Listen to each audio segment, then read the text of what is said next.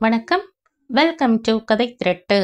இந்த வீடியோல நம்ம என்ன கதை கேட்க போறோம்னா, அவளும் பெண்தானே கதையின் 7வது பகுதி. நம்ம சேனலை இதுவரைக்கும் சப்ஸ்கிரைப் பண்ணாதவங்க சப்ஸ்கிரைப் பண்ணுங்க. பக்கத்தில் இருக்கிற பெல் ஐகானை கிளிக் பண்ணி ஆல்ங்கிற ஆப்ஷனை ப்ரெஸ் பண்ணுங்க. ஸோ தட் நான் போடுற கதைகளை உடனுக்குடனே நீங்க கேட்கலாம். வாங்க கதைக்குள்ள போகலாம். கொஞ்சம் நில்லுங்கள் சேகர் என்று கூறிக்கொண்டே அமுதா விரைந்து வந்தாள். சேகர் அவளை பார்க்காமலேயே நின்றான்.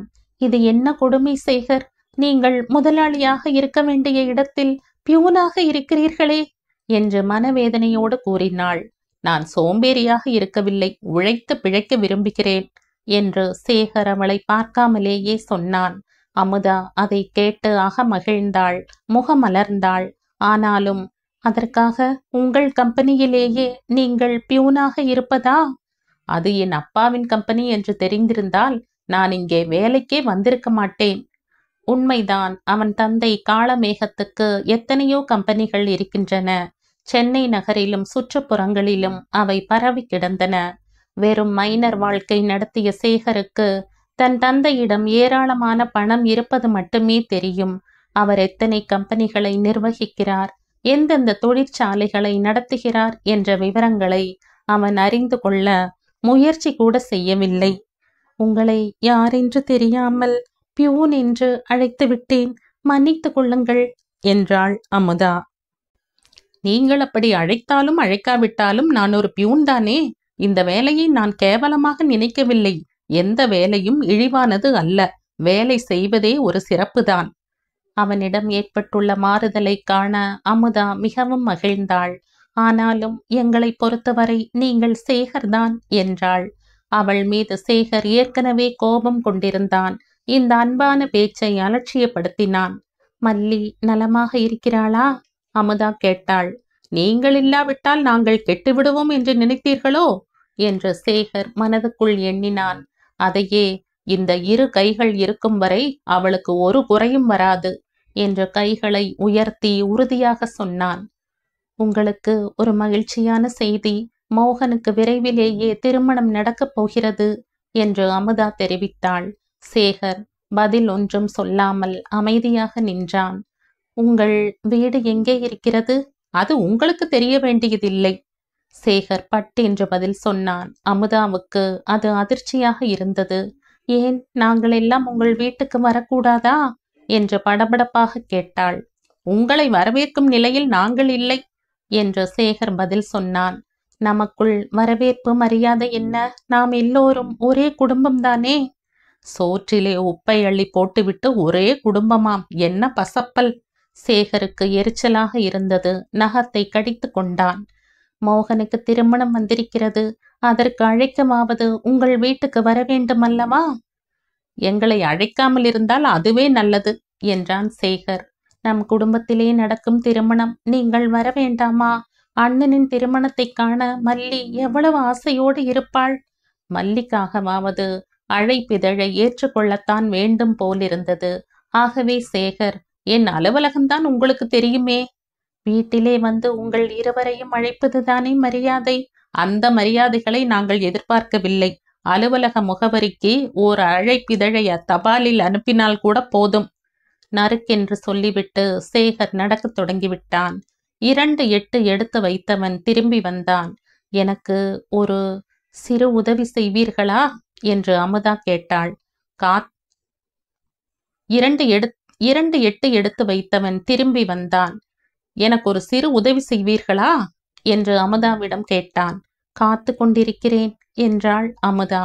நான் இங்கே பியூன் வேலை பார்ப்பதை தயவு செய்து என் அப்பாவிடம் சொல்லிவிடாதீர்கள். சொன்னீர்கள் என்று தெரிந்தால் நான் இந்த வேலையை விட்டே போய்விடுவேன். எவ்வளவோ சிரமப்பட்டு இந்த வேலை கிடைத்தது.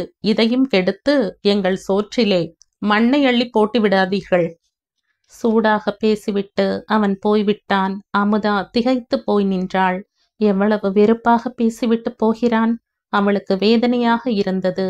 ஆனாலும் அவன் உழைக்கத் தொடங்கிவிட்டான். இது அவள் வேதனைக்கு ஒத்தடம் கொடுத்தது. அப்பொழுது கிண்கிணி என்று மணியோசை கேட்டது. காளமேகன்தான் அழைக்கிறார். அமுதா உள்ளே ஓடினாள். எங்கே திடீரென்று மறைந்து விட்டாய் என்ற புன்னகை பூத்த காளமேகம், ஒரு கடிதம் அவசரமாக தேவை, இவரிடம் கொடுத்தனுப்ப வேண்டும், சொல்கிறேன் எழுதிக்கொள் என்று கூறிவிட்டு கடிதத்தை சொல்லத் தொடங்கினார்.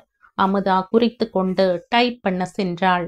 சற்று நேரத்தில் கடிதத்துடன் திரும்பி வந்து காளமேகத்திடம் கொடுத்தாள். அவர் மேலோட்டமாக அதை படித்துவிட்டு மேனேஜரிடம் கொடுத்தார். மேனேஜர் மேலும் சில நிமிடம் பேசிக்கொண்டு இருந்துவிட்டு புறப்பட தயாரானார். ஃபைல்களை அடுக்கத் தொடங்கினார். பியூன் எங்கே? அவனை எடுத்து வைக்க சொல்லுங்கள் என்றார் காளமேகம். அமுதா அவசரமாக, நீங்கள் முக்கியமான அலுவலக விஷயங்கள் பேசுவதால் நான் தான் வெளியில் நிற்க சொன்னேன் என்றாள். கூப்பிட்டு எல்லாவற்றையும் காருக்கு எடுத்துக்கொண்டு போக சொல் என்றார் காளமேகம். காருக்குத்தானே, நானே கொண்டு போய் வைத்து விடுகிறேன் என்று அமுதாவை ஃபைல்களை அள்ளி கொண்டாள். அவளது செய்கை அவருக்கு புதுமையாக இருந்தது. ஆனால் தன் எதிரிலேயே சேகர் பியூன் வேலை பார்ப்பதை அமுதா விரும்பவில்லை. ஃபைல்களுடன் அமுதா முன்னே நடந்தாள். காளமேகத்திடம் விடை பெற்று கொண்டு மேனேஜர் புறப்பட்டார். மேனேஜருடன் பேசிக்கொண்டே காளமேகமும் தாழ்வாரம் வரை வந்துவிட்டார். அமுதா ஃபைல்களை கொண்டு போய் காரில் வைத்தாள். அப்பாவை பார்த்ததும் சேகர் முகத்தை திருப்பிக் கொண்டான். மேனேஜர் காரில் வந்து ஏறியதும் சேகரும் முன்பக்கம் ஏறிக்கொண்டான். கார் சென்று விட்டது. அப்பொழுது அவன் காளமேகத்தின் பக்கம் முகத்தை திருப்பித்தான் தீர வேண்டியிருந்தது. அமுதா தாழ்வாரத்துக்கு வந்தாள். அந்த பியூன் நீண்ட நாளா நம்மிடம் வேலை பார்க்கிறானோ? நான் கூட பார்த்தது போலிருக்கிறதே என்றார் காளமேகம். எனக்கு தெரியவில்லை என்று அமுதா மழுப்பி விட்டாள்.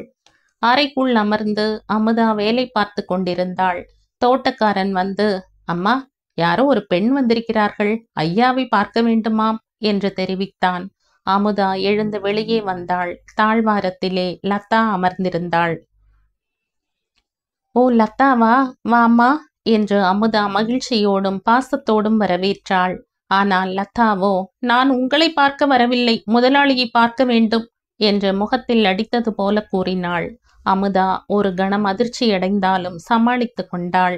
லதாவின் போக்குதான் அவளுக்கு தெரியுமே. ஆகவே புன்னகை மாறாமலே, அப்படியா, இருங்கள், ஐயாவிடம் கேட்டுவிட்டு வருகிறேன் என்றாள். உள்ளே செல்ல திரும்பியவள் மீண்டும் முன்னே திரும்பி, என்ன விஷயமாக நீங்கள் அவரை பார்க்க விரும்புவதாக சொல்ல வேண்டும் என்று கேட்டாள். யாரோ புதியவருடன் பேசுவது போல இருந்தது.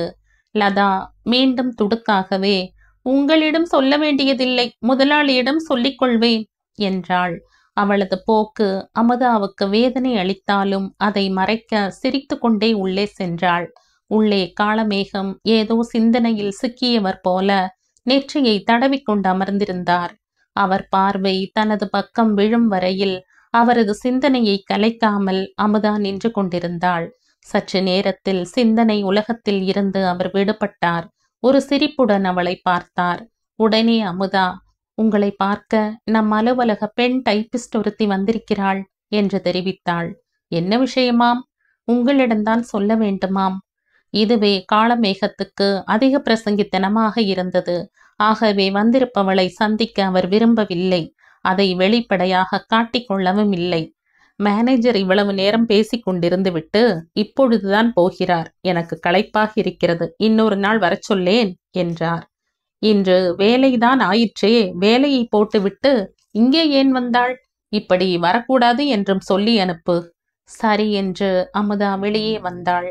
இந்த பதிலை கேட்டால் லதா சீறி பாய்வாளே என்று பயந்து கொண்டேதான் வந்தாள். அப்படியேதான் நடந்தது. அமுதா வந்து ஒன்றும் சொல்லாமல் நின்றாள். லதாவே, முதலாளி என்னை வர சொன்னாரா என்று கேட்டாள்.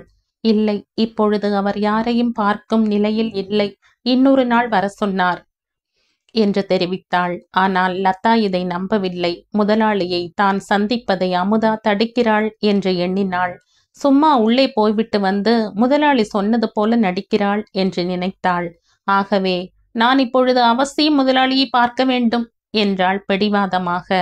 மன்னிக்கவும், பார்க்க முடியாது என்று அமுதா அழுத்தமாக சொன்னாள்.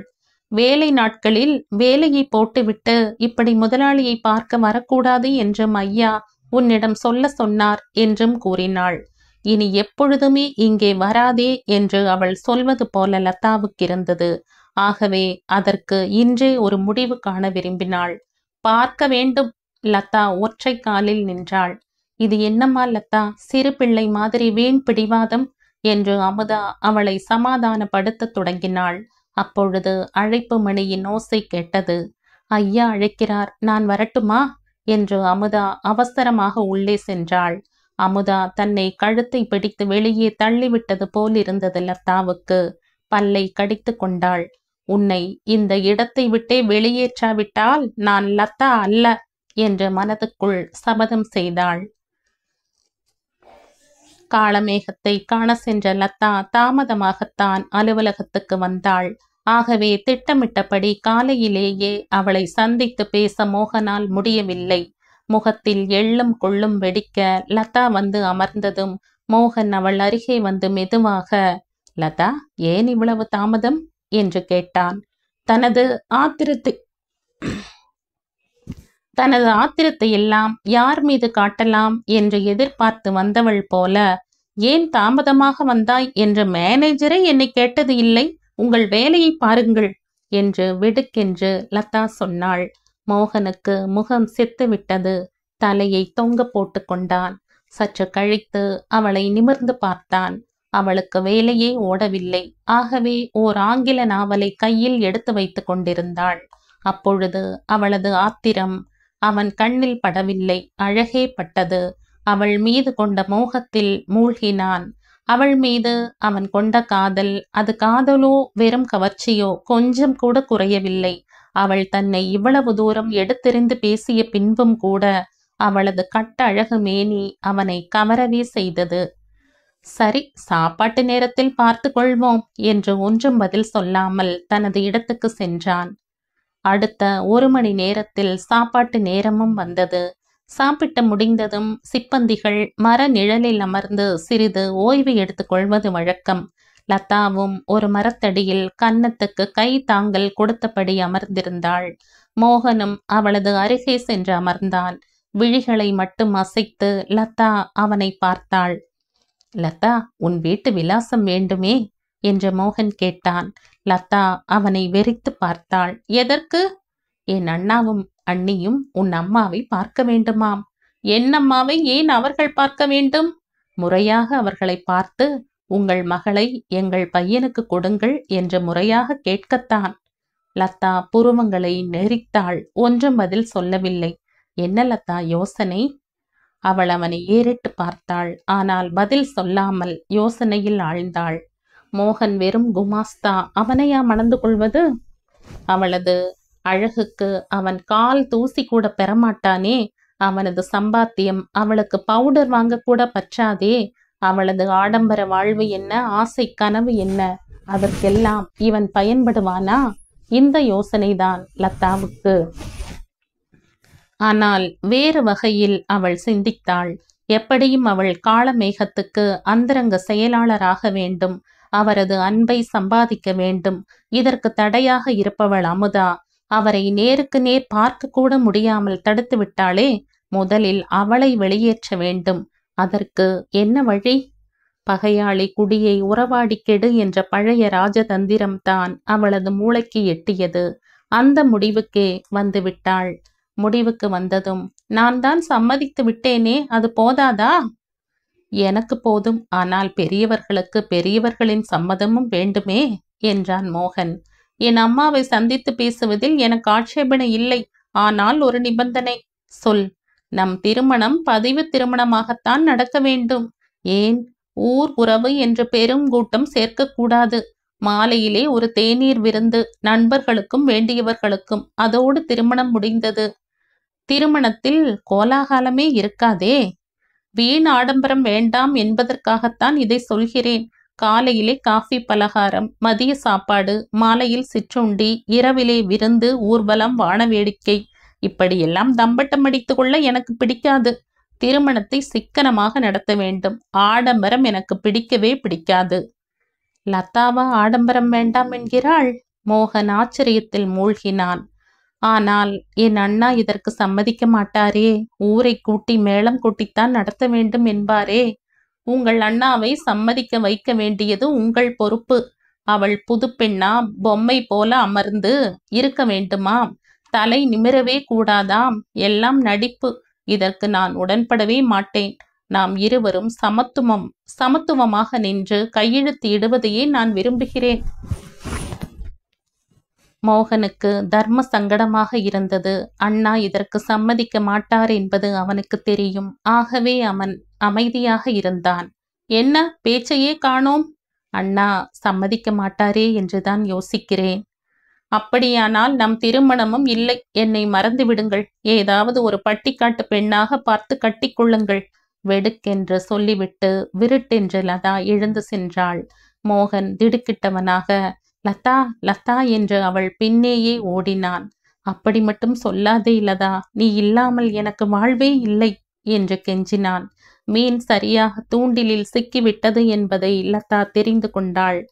அப்படியானால் உங்கள் அண்ணாவை சரி கட்டுங்கள் என்று அலட்சியமாக சொல்லிக்கொண்டே அவள் நில்லாமல் நடந்தாள். மோகன் அவளது இடை அசைவையும் நடை அழகையும் பார்த்து கொண்டே நின்றான். நடையா அது? திடீரென்று ஓடி சென்று, உன் வீட்டு விலாசத்தை சொல்லவில்லையே என்று கேட்டான். குறித்து கொள்ளுங்கள். நடந்து கொண்டே அவள் சொன்னாள். மோகன் கணக்கு பிள்ளை போல அவள் கூடவே நடந்து குறித்து கொண்டான். மாலையில் முத்து சீக்கிரமே வீட்டுக்கு வந்து விட்டான். அமுதாவும் வந்திருந்தாள். இருவரும் மோகனை எதிர்பார்த்து கொண்டிருந்தார்கள். அவன் பல்லெல்லாம் தெரிய வந்தான். அண்ணா, இதோ அவள் வீட்டு விலாசம் என்று அண்ணனிடம் ஒரு துண்டு தாளை கொடுத்தான். இப்பொழுதே போகலாமா?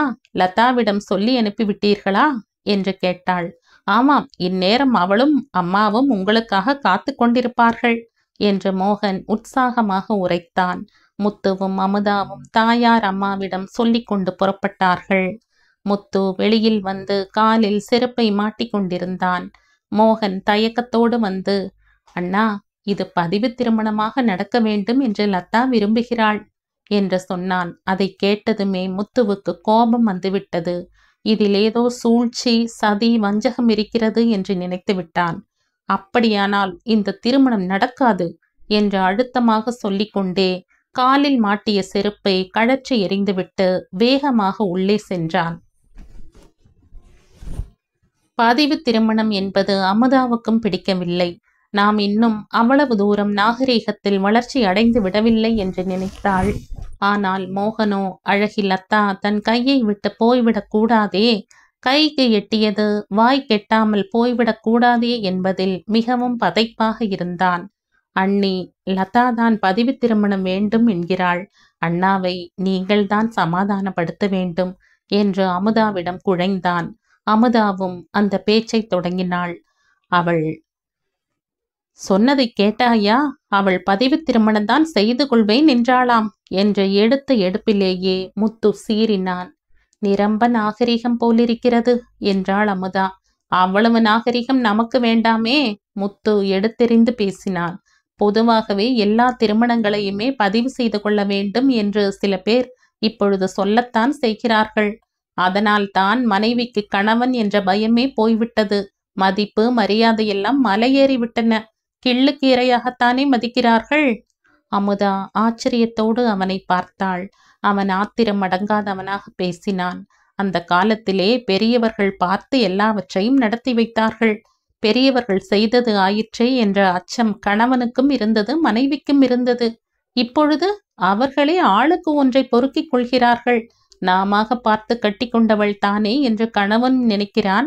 நாமா பார்த்து கட்டி கொண்டவன் தானே என்று மனைவியும் நினைக்கிறாள். ஆகவே எந்த நேரத்திலும் சரிதான் போடா என்று சொல்லிவிடுகிறாள். முத்துவா பேசுகிறான்? இன்று ஏன் இப்படி கண்மண் தெரியாத கோபம்? அமுதா வாயை பொத்திக் கொண்டாள். முத்துவின் பேச்சு ஓயவில்லை. அக்னி பார்த்து, அருமறை ஓதி, அருந்ததி பார்த்து, அம்மி மிதித்து, மேளங்குட்டி தாலி கட்டினால் தான் திருமணம் என்று அந்த காலத்தில் இருந்தது. இந்த காலத்திலே ஒரு கையெழுத்து போட்டால் போதும், அவன் கணவனாகி விடுவான், அவள் மனைவியாகி விடுவாள். அதே போல அவன் வேண்டாம் என்று நினைத்தால் இன்னொரு கையெழுத்து போட்டு அவனுக்கு கல்தாவும் கொடுத்து விடுகிறாள். ஓடி களைத்த மாடு போல உஸ் உஸ் என்று முத்து பெருமூச்சு விட்டான். இவ்வளவு பேசிய பிறகு தான் நெருப்பு குழம்பை கக்கி ஓய்ந்த எருமலை போல இருந்தான். அதன் பின் அமுதா பேசினாள். பதிவு திருமணம் எனக்குத்தான் பிடிக்கவில்லையத்தான். ஆனால் நாட்டில் பதிவு திருமணங்கள் நடக்கத்தான் செய்கின்றன. நம் வீட்டில் வேண்டாம் என்கிறேன். பெரியவர்கள் பார்த்து செய்து வைக்கும் திருமணங்களில் மட்டும் குறையில்லையா? எத்தனை கணவன்மார்கள் எவ்வளவு சர்வ சாதாரணமாக வீட்டை விட்டு வெளியே போடி என்று மனைவியை கழுத்தை பிடித்து தள்ளிவிடுகிறார்கள். அதே உரிமை பதவி திருமணம் மூலம் இப்பொழுது பெண்களுக்கும் கிடைத்திருக்கிறது. அதற்காக ஆண்கள் ஏன் ஆத்திரப்பட வேண்டும்? நான் அதற்காக ஆத்திரப்படவில்லை. நேரடியாக பதில் சொல்ல முடியாமல் முத்து மழுப்பினான். பிறகு எதற்காக ஆத்திரப்படுகிறீர்கள்? பெண்கள் என்றென்றும் தங்கள் அடிமைகளாகவே இருக்க வேண்டும் என்பதுதான் ஆண்களின் விருப்பமா?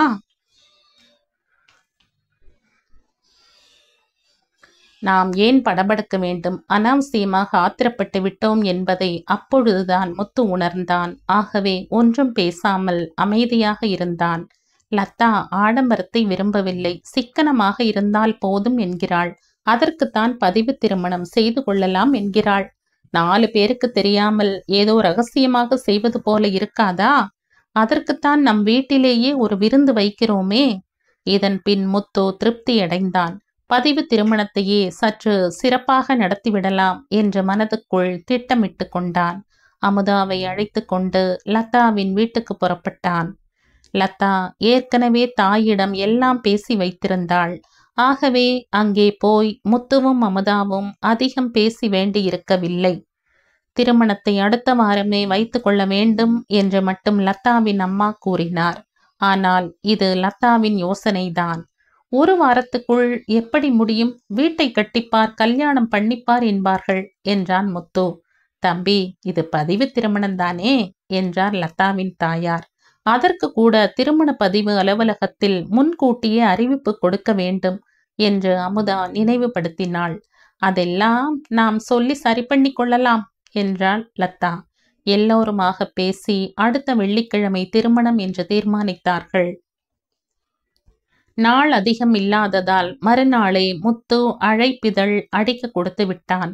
அடுத்த நாளே அடித்தும் வந்துவிட்டது.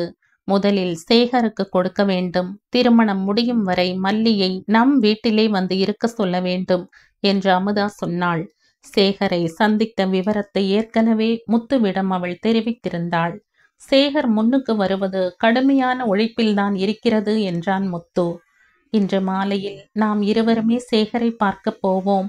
அவரையும் அழைத்து கொண்டு மல்லியை காணப்போவோம் என்றாள் அமுதா. அம்மா கூட மல்லியை காண அலை மோதுகிறார்கள். முடிந்தால் இன்றே அவளை வீட்டுக்கு அழைத்து வந்து விட வேண்டும் என்றான் முத்து. அந்த முடிவுடன் இருவரும் மாலையில் சேகரை சந்திக்க போனார்கள். சேகர் வேலையை முடித்துவிட்டு அப்போதுதான் வீட்டுக்கு புறப்பட்டு கொண்டிருந்தான். உங்கள் கூடவே நாங்களும் வீட்டுக்கு வந்துவிடலாம் என்றுதான் இப்போது வந்தோம் சேகர் என்று சொல்லி முத்து சிரித்தான். ஆனால் சேகர் சிரிக்கும் நிலையில் இல்லை. உங்களை நான் வீட்டுக்கு அழைத்து போவதாக இல்லை, இங்கேயே அழைப்பிதழை கொடுத்து விடுங்கள் என்றான். அத்தை மல்லியை பார்க்க வேண்டும் என்றார்கள். திருமணம் முடியும் வரை வீட்டில் அழைத்து வைத்துக் கொள்ளலாம் என்று நினைக்கிறோம். வேலை அதிகம் இருக்கும் அல்லவா என்று அமுதா சொன்னாள். வேலை செய்யத்தானா? ஏதோ பாசத்தோடு அழைக்கிறார்கள் என்றல்லவா நினைத்தேன் என்று சேகர் மனதுக்குள் எண்ணிக்கொண்டான். மல்லி வரமாட்டாள் என்றான். நான் அழைத்தால் நிச்சயம் வருவாள் என்றான் முத்து. சேகர் இதை ஓர் அரை கோவலாக எடுத்துக்கொண்டான். தன்னை அவமதித்த வீட்டுக்கு மல்லி மீண்டும் போகப் போகிறாளா அல்லது கணவனுக்கு ஏற்பட்ட அவமானம் தனக்குந்தான் என்று நினைத்து அந்த வீட்டின் உறவையே ஒதுக்கி தள்ளப் போகிறாளா? இதை காண இது ஒரு நல்ல வாய்ப்பு என்று சேகர் கருதினான். ஆகவே அவர்களை அழைத்து கொண்டு புறப்பட்டான். அண்ணா நகர் என்ற பெயர் பலகை அவர்களை வரவேற்றது. பெயர்தான் நகரமே தவிர எல்லாம் குடிசைகள்தான். தூரத்தில் வரும்பொழுதே அந்த குடிசைகளை சேகர் சுட்டி காட்டினான். அங்கேதான் எங்கள் வீடு இருக்கிறது என்று வேண்டுமென்றே சொன்னான். அதை கேட்க முத்துவுக்கும் அமுதாவுக்கும் வேதனையாக இருந்தது. ஆனால் இன்னும் கொஞ்சம் நல்ல இடமாக பார்க்கலாமே என்று சொல்ல பயந்தார்கள். குடிசைக்குள் நுழைந்தார்கள். சாக்கடை, கொசு, பெருச்சாளி, பன்றிகள், குடலை புரட்டும் நாற்றம் என்று இத்தனையையும் அங்கு எதிர்பார்த்தார்கள் முத்துவும் அமுதாவும். ஆனால் அந்த இடமோ அவர்கள் எதிர்பார்த்ததற்கு முற்றிலும் மாறுபட்டிருந்தது. காலையிலே எழுந்து பெருக்கி கோலமிடப்பட்ட வீடு போல சுத்தமாக இருந்தது. எல்லாம் மல்லியின் பணிதான். அவர்கள் இருந்த வீடும் குடிசைதான். ஆனால் அழகாக இருந்தது. மிகவும் சுத்தமாக மல்லி வைத்திருந்தாள். உட்புறத்தை காண்பவர்கள் அதை ஒரு குடிசை என்றே சொல்ல முடியாது. நீண்ட இடைவேளைக்கு பின் அண்ணனையும் அண்ணியையும் சந்தித்ததில் மல்லி மிக்க மகிழ்ச்சியடைந்தாள். அவள் தேய்ந்து தேய்ந்து ஆளே மாறிப் போய்விடாமல் மலர்ச்சியுடனும் மகிழ்ச்சியுடனும் இருந்தது அவர்களுக்கு ஆறுதலை அளித்தது. அமுதாவை சந்தித்ததையும் மோகனுக்கு திருமணம் நடக்க இருப்பதையும் ஏற்கனவே மல்லியிடம் சேகர் சொல்லியிருந்தான். ஆனால் அழைப்பிதழ் இவ்வளவு விரைவில் வரும் என்று அவள் நினைக்கவே இல்லை. ஆகவே அது அவளுக்கு ஆனந்தத்தை அளித்தது. மல்லி, இப்பொழுதே நீ எங்களுடன் வா. திருமண வேலையெல்லாம் நீதான் பார்க்க வேண்டும் என்று அமுதா அழைத்தாள். அம்மா கூட உன்னை நினைத்தே உருகிக் கொண்டிருக்கிறார்கள் என்று முத்து சொன்னான். மல்லிக்கும் ஆசைதான். பிறந்த வீட்டுக்கு போவது என்றால் எந்த பெண்ணுக்குத்தான் கசக்கும்? ஆனால் சேகர்? அவனை திரும்பி பார்த்தாள்.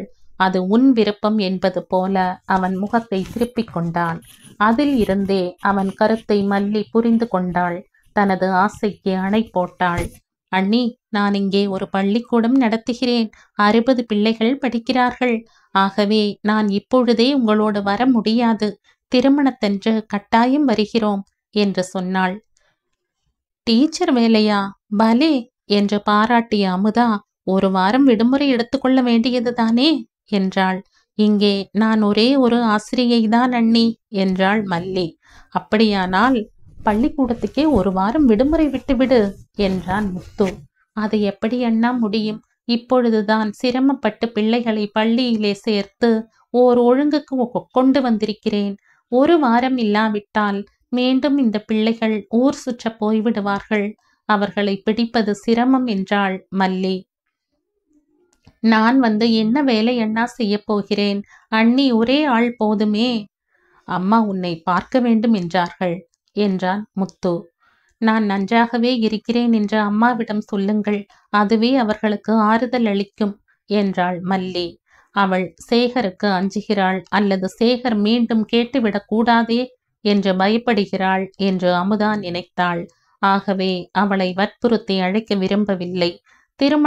திருமணத்துக்காகவாவது நீங்கள் இருவரும் தவறாமல் வந்துவிடுங்கள் என்று அந்த பேச்சுக்கு முற்றுப்புள்ளி வைத்தாள்.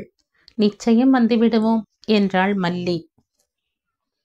எங்கள் கல்யாணம் கலாட்டா கல்யாணம் என்று இசைத்தட்டு முழங்கிக் கொண்டிருந்தது. அதை கேட்டதும் முத்துவும் அமுதாவும் ஒருவர் முகத்தை ஒருவர் பார்த்து விழித்தார்கள். அசடு வழிய சிரித்தார்கள். மோகன் திருமணமும் கலாட்டா கல்யாணம் ஆகிவிடுமோ என்று அஞ்சினார்கள். முகூர்த்த நேரம் நெருங்கவே திருமண வீடு ஒரே பரபரப்பாக இருந்தது. வீடு நிறைய ஆட்கள். குறிப்பிட்ட ஆட்களை மட்டுமே அழைக்கலாம் என்று முத்துவும் அமுதாவும் நினைத்தார்கள். தாயார் அம்மாவோ ஊரையே அழைக்க வேண்டும் என்றார். இருவர் நிலையும் இரு தலை கொள்ளி இரும்பு போல ஆயிற்று. தடமுடலாக பந்தல் போட வேண்டியதாகவும் ஆயிற்று. ஊரார் உறவினர் என்று ஏக கூட்டம். மேளம் முழங்கிக் கொண்டிருந்தது. சமையல் மனம் வீதி வரை கமிழ்ந்தது. சேகர் தாமரை இலை தண்ணீர் போல ஒட்டியும் ஒட்டாமலும் நடந்து கொண்டிருந்தான். மல்லி அண்ணனை கேலி செய்வதில் ஈடுபட்டிருந்தாள். முகூர்த்தத்துக்கு இன்னும் நேரம் ஆகவில்லையா? மாப்பிள்ளையை அழைத்து கொண்டு புறப்படுங்கள். ஊர்வலத்துக்கு கார் வந்து விட்டதா என்று கேட்டுக்கொண்டே தாயார் அம்மா வந்து நின்றார். ஆமாம், புறப்பட வேண்டியதுதான் என்று முத்து மழுப்பினான். நீ மாப்பிள்ளையை கூப்பிடு, நான் எல்லோரையும் கிளப்புகிறேன் என்றார் தாயார் அம்மா. அம்மா வந்து முத்து தவித்தான். பதிர் திருமணம் நடக்கப் போவதை இந்த கணம் வரை அம்மாவிடம் அவன் சொல்லவே இல்லை. அம்மா, பெண் வீடு மிக சிறியது. இவ்வளவு பேரும் உட்கார இடம் இருக்காது. முதலிலேயே இதை சொல்லியிருந்தால் ஏதாவது சத்திரத்தில் ஏற்பாடு செய்திருக்கலாம், கோவிலிலாவது நடத்தலாம் என்ற தாயார் அம்மா வருத்தத்தோடு சொன்னார். இப்பொழுது கூட கோவிலில் தான் நடக்கப் போகிறது என்று அமுதா ஒரு பொய்யை சொன்னாள். ஆனால் அந்த கோவிலும் சின்ன கோவில்தான் என்று முத்து அவசரமாக இன்னொரு பொய்யை கூறினான். ஒரு மரத்தடி கூடவா இருக்காது என்றார் தாயார் அம்மா. அங்கே ஒரு மரம் கூட கிடையாது என்றாள் அமுதா. ஒரு பொய்யை மறைக்க 9 பொய் சொல்ல வேண்டியிருந்தது. இதற்குள் பேசிக்கொண்டே நிற்கிறீர்களே, முகூர்த்தத்துக்கு நேரமாகவில்லையா என்று கேட்டுக்கொண்டு ஒரு பெரியவர் வந்தார். தோ புறப்பட்டாச்சு என்ற தாயார் அம்மா, மாப்பிள்ளையை கூப்பிடு முத்து என்றார். பாவம், முத்துவுக்கு மெல்லவும் முடியவில்லை, விழுங்கவும் முடியவில்லை. முகத்தை துடைத்து கொண்டே மோகனை அழைக்க சென்றான். மாப்பிள்ளை வந்து காரில் ஏறியாகிவிட்டது. மேள வரிசை முன்னே நடந்தது, பின்னே ஆண்கள் கூட்டம், அடுத்து மாப்பிள்ளையின் கார், அதன் பின்னே பெண்கள். பெண் வீடு நோக்கி மாப்பிள்ளை ஊர்வலம் புறப்பட்டு விட்டது. முத்துவுக்கு வியர்த்து கொட்டியது. வெள்ளத்திலே அடித்து செல்லப்படும் மரக்கட்டை போல ஊர்வலத்திலே மிதந்து கொண்டிருந்தான். அமுதாவுக்கு நெஞ்சு படபடவென்று அடித்து கொண்டது. இத்தனை பேர்களும் திருமண பதிவு அலுவலகத்துக்குள் போய் நின்றால் என்ன ஆவது? ஊர்வலம் ஊர்ந்து ஊர்ந்து திருமண பதிவு அலுவலகத்தை அடைந்தது. ஒரு முறை ஏற இறங்க பார்த்த தாயார் அம்மா, இதுதான் பெண் வீடா, பெரிதாக இருக்கிறதே என்று வியந்தார். ஆமாம், வீட்டு முன்னே ஒரு பந்தலாவது போடக்கூடாதா என்று குறைப்பட்டு கொண்டார். திடீரென்று நினைவு வந்தவராக, எங்கோ கோவிலிலே திருமணம் நடக்கிறது என்று சொன்னாயே என்று கேட்டார். பொறியிலே சிக்கிய எலி போல ஆனான் முத்து. ஒன்றுமே பதில் சொல்லாமல், இறங்குடா தம்பி என்று மோகனை காரில் இருந்து இறக்கினான். அவனை அழைத்து கொண்டு உள்ளே சென்றான். அவனை தொடர்ந்து அத்தனை கூட்டமும் திம்மு திம்மி என்று உள்ளே புகுந்தது. ஆரத்தி எடுக்க வேண்டாமா என்று சொல்லிக்கொண்டு நின்ற தாயார் அம்மா தான் மட்டும் தனியாக நிற்பதை உணர்ந்து அவரும் உள்ளே சென்றார். உள்ளே லதாவும் அவளுடைய அம்மாவும் வேறு இருவரும் இருந்தார்கள். லதா அலங்காரத்தில் ஒரு சினிமா நடிகையைப் போல காணப்பட்டாள். குதிரைவால் கொண்டை போட்டிருந்தாள். உதட்டு சாயம் பளிச்சென்றிருந்தது. புருவத்தை வெட்டிவிட்டு மை தீட்டியிருந்தாள். அவளை பார்த்தால் புது பெண் போல இல்லை, பொது கூட்டத்துக்கு வந்த சினிமா நட்சத்திரம் போல இருந்தாள். ஏம்பா முத்து என்று அழைத்து கொண்டே அருகே வந்த தாயார் அம்மா, இதெல்லாம் என்னப்பா, மேடை எங்கே, ஐயர் எங்கே, தீ வளர்க்கவில்லையா என்று அலை மோதினார். எல்லாம் நடக்குமா, நீங்கள் பார்த்து கொண்டே இருங்கள் என்று முத்து பொறுமை இழந்து சொன்னான். முத்து, இது என்ன சத்திரம் சாவடி என்று நினைத்தீர்களா? இவ்வளவு பெரிய பரதேசி கூட்டத்தை அழைத்து கொண்டு வந்திருக்கிறீர்கள் என்று லதா கடிந்து கொண்டாள். முத்துவுக்கு வந்த கோபத்திற்கு அப்போதைக்கு பல்லை கடித்து கொள்வதை தவிர வேறு ஒன்றும் செய்ய முடியவில்லை. வேறு ரசாபாசம் நடக்கும் முன், சார் நடக்கட்டுமே என்று திருமண பதிவு அதிகாரியை விரைவுபடுத்தினான். லதா வந்ததுமே அவர் எல்லாம் எழுதி தயாராக வைத்திருந்தார். பெண்ணையும் மாப்பிள்ளையையும் உறுதிமொழியை படிக்க சொன்னார். அவர்கள் படித்தார்கள், கையெழுத்திட்டார்கள்.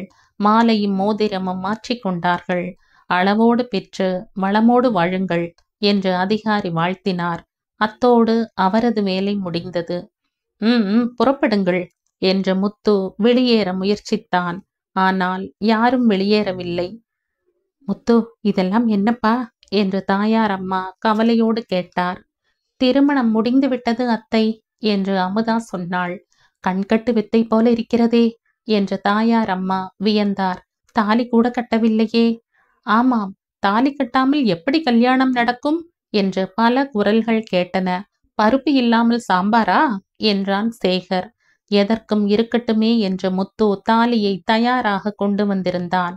மடியில் இருந்து அதை எடுத்து மோகன் கையில் கொடுத்து, கட்டு தம்பி என்றான். மோகன் தாலியை கட்டப்போன போது, நான் தாலி கட்டி கொள்ள மாட்டேன் என்று லதா சொன்னாள். ஆச்சரியப்பட்டார்கள் சிலர், அதிர்ச்சியடைந்தவர்கள் பலர். அமுதா கூட திடுக்கிட்டு விட்டாள். வேகமாக முன் வந்து, தாலியை கட்டிக்கொள் என்று லதாவிடம் சொன்னாள். லதா முடியாது என்று உறுதியாக கூறினாள். தாலி அடிமையின் சின்னம் என்றாள். தாயார் அம்மாவுக்கு ஆத்திரம் தாங்க முடியவில்லை. ஏண்டியம்மா, நீ சீமையிலிருந்து வந்தவளாக்கும் என்று குத்தலாக கேட்டார். கன்று குட்டிக்கு மூக்கணாங்கயிறு வேண்டும், கன்னி பெண்ணுக்கு தாலிக்கயிறு வேண்டும் என்றது ஒரு குரல். மாட்டை மனிதன் அடக்கிவிட்டதன் அடையாளமே மூக்கணாங்கயிறு. பெண்ணை ஆண் அடக்கி ஒடுக்கிவிட்டதன் அடையாள சின்னமே தாலி என்றாள் லதா. அது அடிமை சின்னமல்ல, அன்பு சின்னம் என்றாள் மல்லி. தனக்கு அடிமையான ஆடு மாடு நாய்களின் கழுத்திலே கயிற்றை கட்டி இழுத்து செல்வது மனிதனின் வழக்கம். அதே வழக்கப்படி பெண்ணும் தனக்கு அடிமை என்பதை காட்டத்தான் பெண்ணின் கழுத்திலே ஆண் தாலி கயிற்றை கட்டுகிறான் என்று லதா சொன்னாள். தாலி ஆண்மையின் வெற்றி சின்னம். அந்த கால இளைஞர்கள் புலியை கொன்று அதன் பல்லை தாலியாக கோத்து தங்கள் மனைவிகள் கழுத்திலே கட்டினார்கள் என்றது ஒரு குரல். எதற்கு? நான் புலியையே கொன்றவன், ஜாக்கிரதை என்று மனைவியை விரட்டவா என்று லதா வெடுக்கென்று கேட்டாள். இல்லை, அந்நியனவனும் தன் மனைவியை கண்ணெடுத்தும் பார்க்க கூடாது. பார்த்தால் அடே அப்பா, புலியையே கொன்றவரின் மனைவி என்று அஞ்ச வேண்டும் என்பதற்காகத்தான் என்றது அந்த குரல். அந்த கால இளைஞர்கள் புலியையே கொன்றார்கள். இந்த கால இளைஞர்கள் எலியை கண்டே அஞ்சுகிறார்களே என்று லதா கேலி செய்தாள். தாலி பெண்மைக்கு வேலி என்று அமுதா சமாதானப்படுத்த முயற்சித்தாள். ஆண்மைக்கு வேலி வேண்டாமா என்று லதா கேட்டாள். அவர் என் கழுத்திலே மாலை போட்டார், நானும் அவர் கழுத்திலே மாலை போட்டேன். அவர் எனக்கு மோதிரம் போட்டார், நானும் அவருக்கு மோதிரம் போட்டேன். அவர் எனக்கு தாலி கட்டினால் நான் அவருக்கு எதை கட்டுவது? நீயும் அவன் கழுத்திலே ஒரு தாலியை கட்டு என்று ஒரு பெரியவர் கோபம் தாங்காமல் கத்தினார். அப்பா முத்து, இந்த பெண் நமக்கு வேண்டாம்பா. கொள்ளிக்கட்டையை எடுத்து தலையை சுரிந்து கொண்ட கதை போல ஆகிவிடும். வா, போய்விடுவோம் என்று தாயார் அம்மா அழமாட்டாத குறையாக கூறினார். கொஞ்சம் பொறுமா என்றான் முத்து. அம்மா, நீங்களாவது உங்கள் மகளுக்கு நல்ல புத்தி சொல்லக்கூடாதா என்று லதாவின் தாயாரை கெஞ்சினான் முத்து. செல்லக்கண்ணு, தாலியை கட்டிக்கொள்ளம்மா என்று அந்த அம்மாவும் மகளை கெஞ்சினார். தாலி எதற்கம்மா என்று லதா பிடிவாதம் செய்தாள். உனக்கு கல்யாணம் ஆகிவிட்டதற்கு அதுதான் அடையாளம் என்றார் தாயார். நான் மணமானவளா இல்லையா என்ற கவலை மற்றவர்களுக்கு எதற்கம்மா என்று லதா கேட்டாள். கல்லடி விடக்கூடாதே என்றாள் மல்லி. ஆண்கள் எல்லோரும் அயோக்கியர்கள், ஆனால் அதற்கு தண்டனை மட்டும் பெண்களுக்கா என்று லதா சீறினாள்.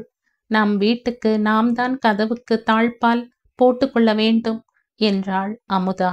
அப்படியானால் எனக்கு கல்யாணம் ஆகிவிட்டது என்று அட்டையிலே எழுதி அவர் கழுத்திலும் தொங்கவிடலாமா என்று லதா குத்தலாக கேட்டாள்.